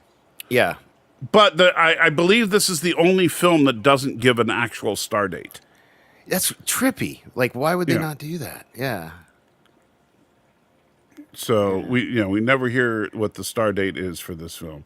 And there's Dorothy again. Man, he is like the most a-holiest a-holy admiral ever in Trek. And that's saying something. Well, he's You know? apparently not a decorated admiral. He doesn't have any of those, things on Well, his... they only did that in the TOS era. Oh, okay. So, but Dorothy is, he's a complete a-hole. Super And so if we go by release date, Insurrection came out December 11, 1998. Deep Space Nine ended June 2nd, 1999. This should take place after AR 558. Well, and the important thing is, does it take place after Jadzia Dax's death, as far as what we were talking about? However, I do think this is supposed to be post-Dominion War. Yeah. Because if it was during the Dominion War and Worf was just off attending some conference and then decided to go on a space adventure with his old crew, that's a problem. And maybe that's why they didn't do star dates, to avoid like Uber fans like us showing conflicts with the Dominion War and Deep Space Nine stuff. So they were just like, let's just be as vague as possible. But man, it trips me out. My son was born, November 13th, but like we had some complications, so he was in the hospital. So yeah, this was the only movie that came out during my lifetime. Only Star Trek movie came out during my lifetime I didn't see in the theater. Well, you didn't miss anything. I know, right? This is the least cinematic of all the Star Trek films. It really is. Yeah. And like the whole Riker Troy story needs to be cut. It's just stupid.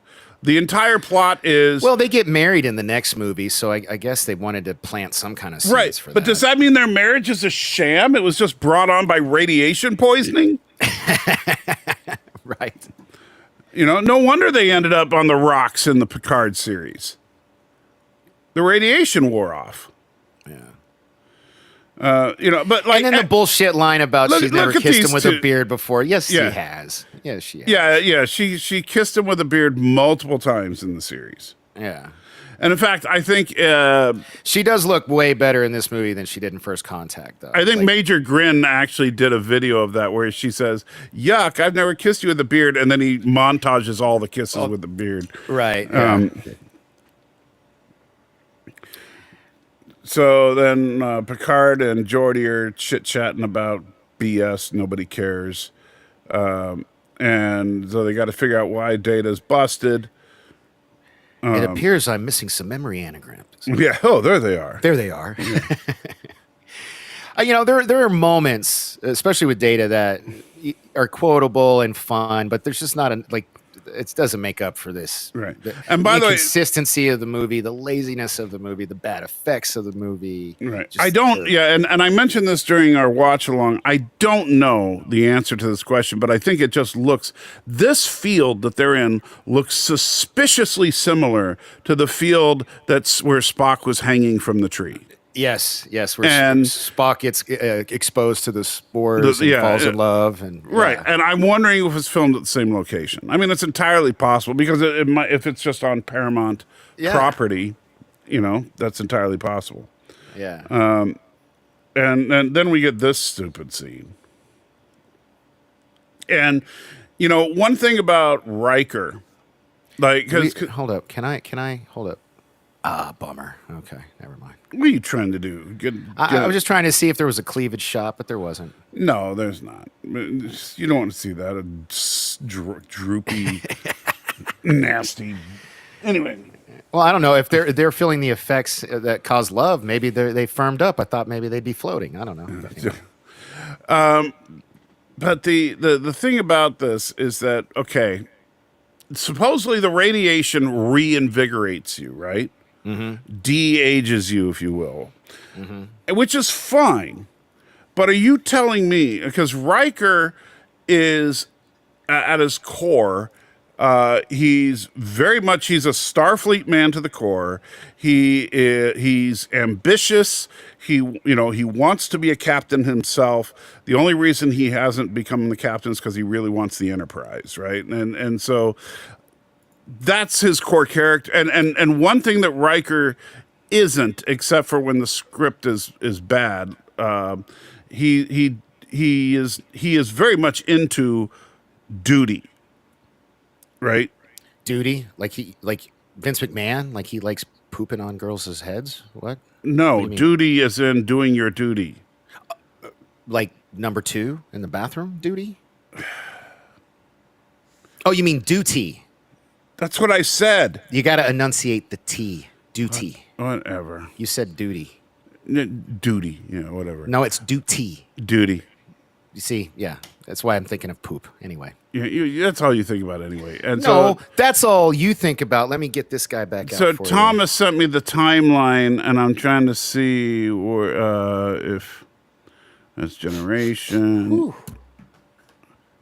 first contact. So according this person that put together a timeline of everything, he says Oh that my God, creep! No, you didn't. That's terrible. Oh my God. what? Anyway, that comment right there.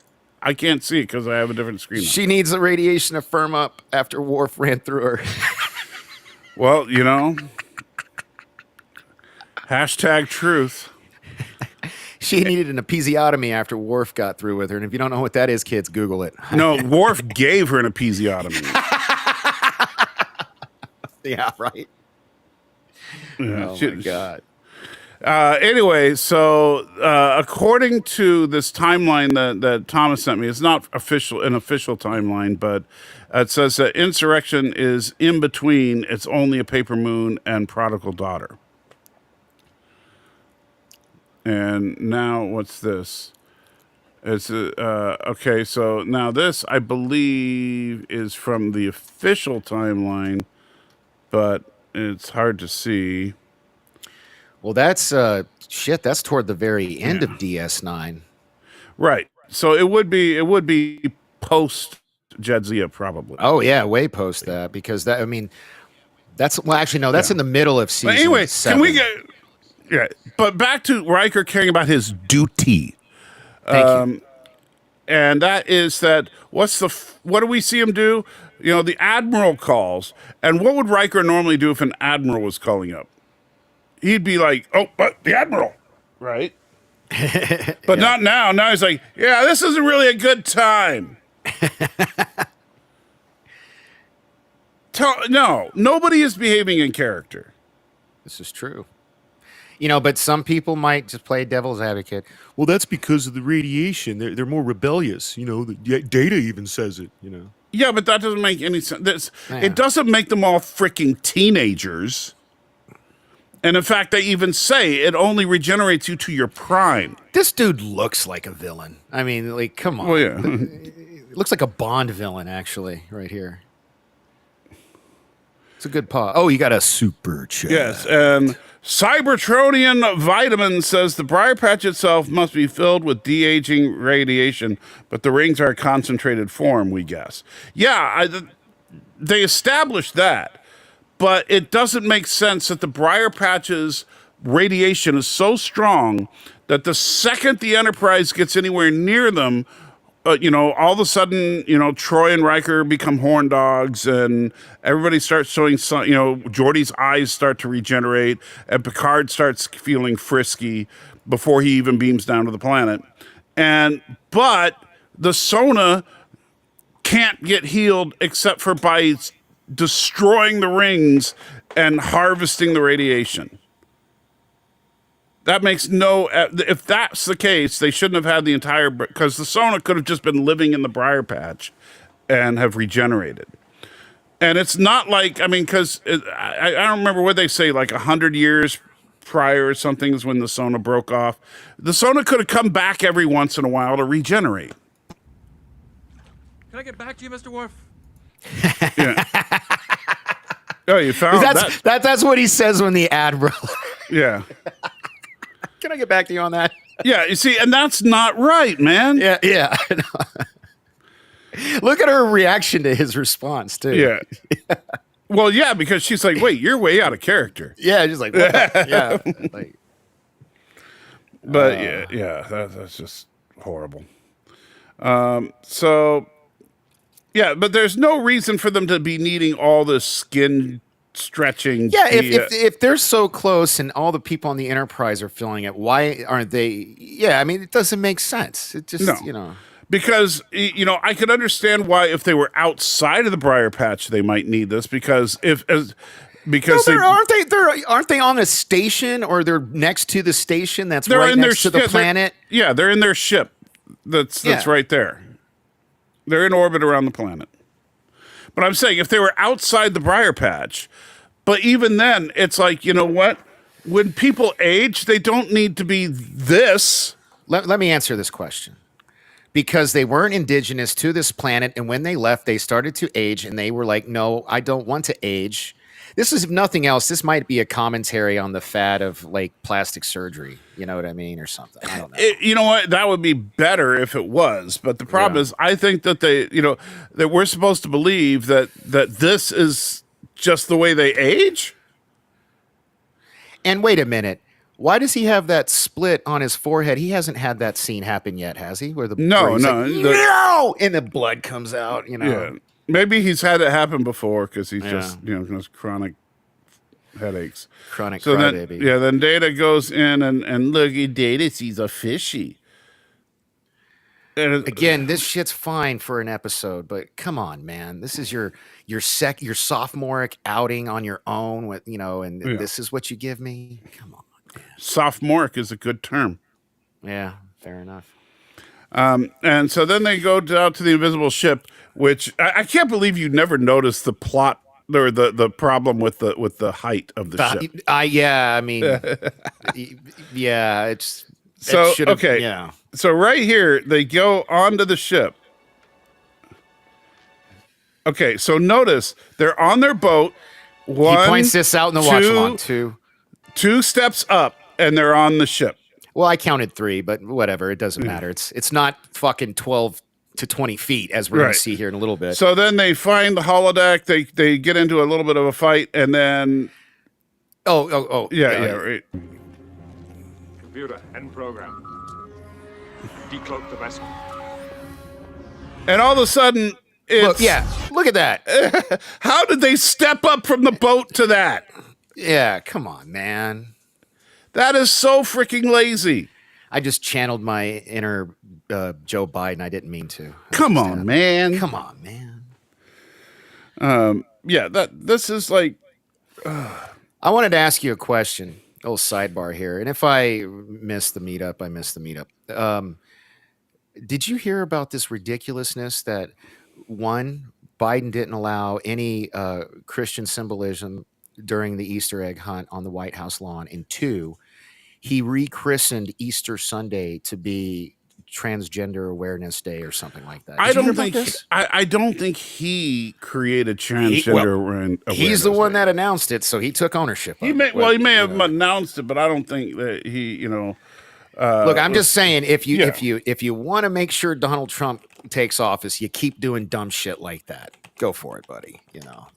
That's just like my opinion, man. But I've been meaning to talk to you about that since it happened. Sorry. Yeah, it says Transgender Day of Remembrance was founded in 1999. So it's nothing new. Was it always on Easter Sunday though? Remember, Easter Sunday is not always the same day. Well, that's true. Yeah. Yeah, my brother was born. I think he was. Mom, correct me if I'm wrong. Wasn't he born on Easter? And it's April 11th, so it does fluctuate. So. Yeah. So. Oh shit! I didn't mail his birthday card out yet. Damn it! You idiot! And his birthday's tomorrow. Well, you better give I have his birthday card right here. And you could say, we were online talking about transgenders, and I thought about you. Definitely not going to say that. I mean, I already told you my brother didn't talk to me for years over a joke I made. So right. So all the more reason to tell him. No. Hey, I was thinking about Transgender Awareness Day, and then I realized I didn't send you your birthday card. Every time I bring up something controversial, it manages to blow up in my face. So. Yeah. So that's what I'm saying. You should, but honesty is the best policy. Yeah. Fair enough. All right, so stuntmen are stuntmen. All right, so this Data says he can be used as a flotation device. She looks pretty hot right there. Does it not look like Data has a massive schlong? Hold up. It's behind you, yeah. Oh, well, I can see it, but they can't. Yeah, it does. If you can move me, I tried to figure out how to move me, but I'm... Let's see. Dork Knight. Yeah. Yeah, there we go. Somebody's happy. Yeah. His schlong can be used as a flotation device.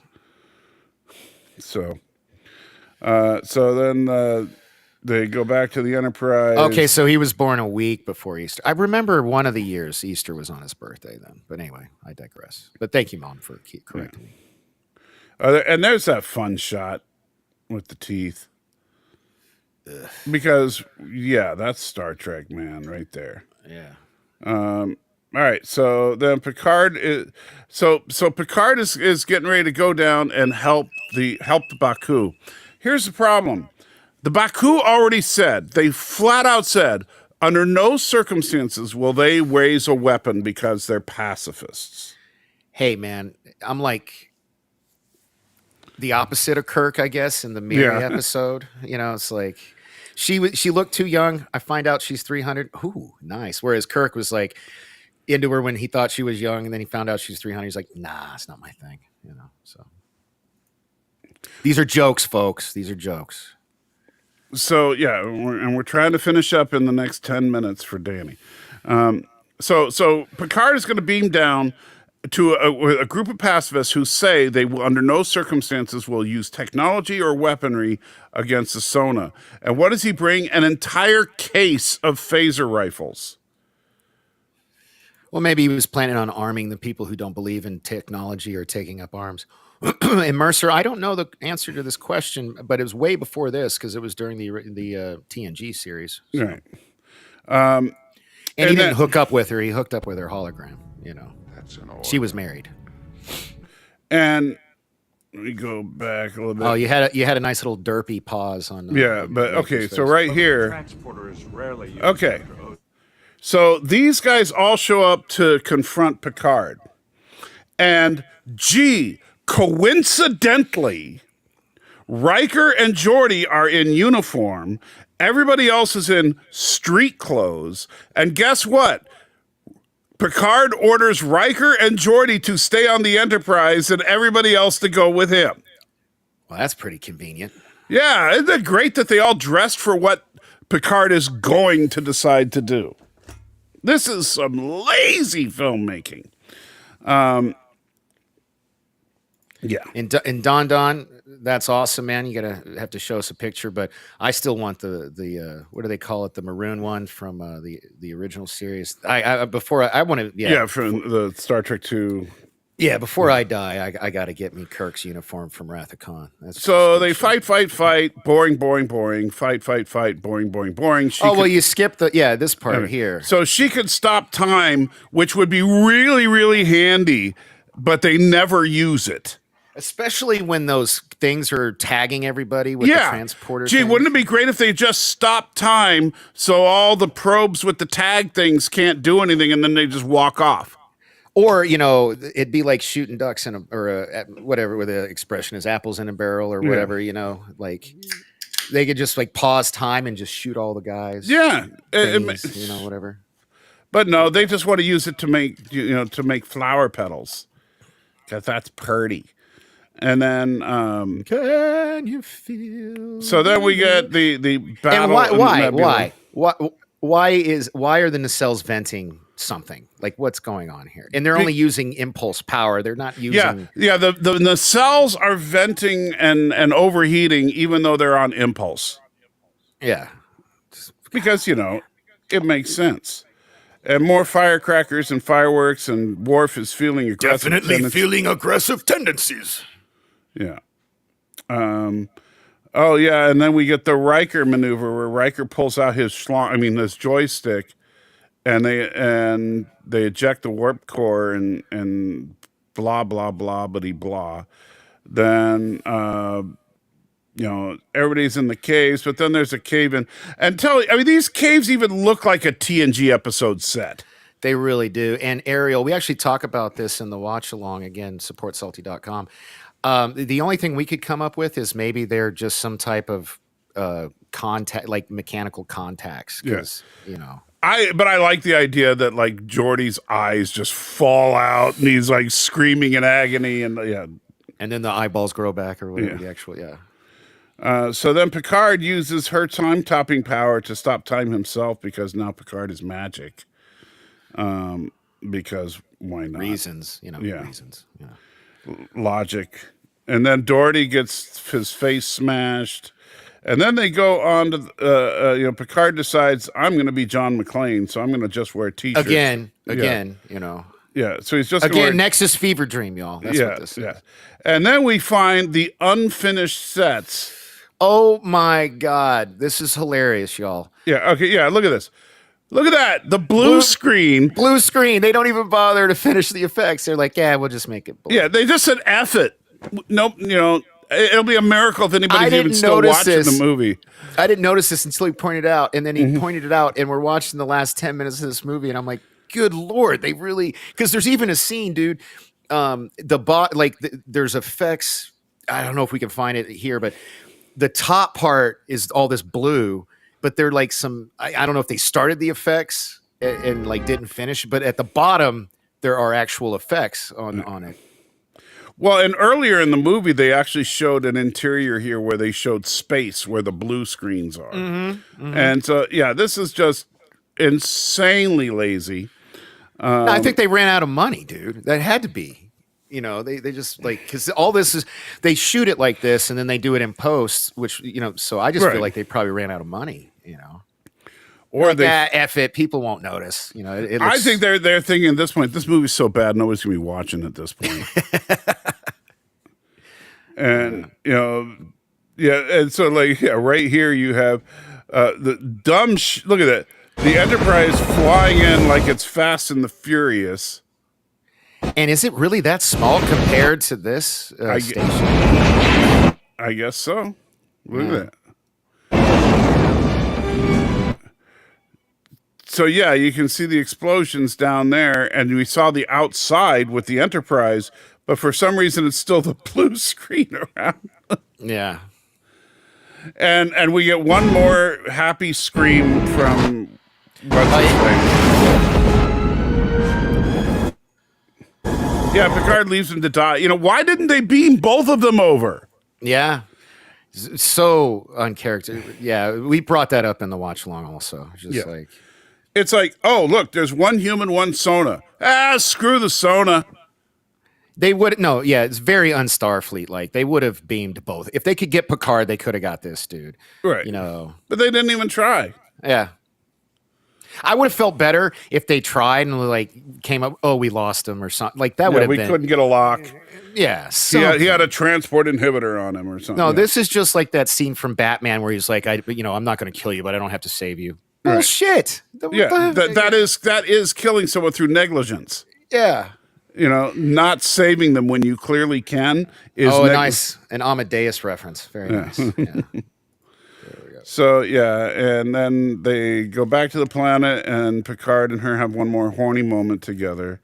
And he talks about how he's going to use all of his leave time. He's got about a year of shore leave, like 300 and something days, just shy of a year of shore leave or something. And so it's just going to be and so, that means in the next movie, Picard should have a full head of hair. Because if he spent a year on this planet, if Geordi can get eyeballs in a day, Picard could grow some hair in a year. Again, there's just no consistency in this movie. Right. No, none. You know what I like to think? He did take that year off. He spent it with her and realized he didn't like her. That's why we never see her again. And he hooks up with Crusher, in the Picard series. I think what happens is look at that wild hair. Did they bang? Wow, go back. You see how wild her hair was, right? Oh, you had it. Yeah. She's like, that's some bedhead right there. Man. That's a walk of shame here. She should be holding her heels in her hand and walking around going, hey, you need a cigarette, honey. Here you go. It's like and Picard's looking at her like, yeah, I did that. I tapped that. But so that's Insurrection. Thank you to the 35. We were pretty consistent. We had 35 people pretty much the whole time. So, that was So awesome. what's your final score on Insurrection? Gosh.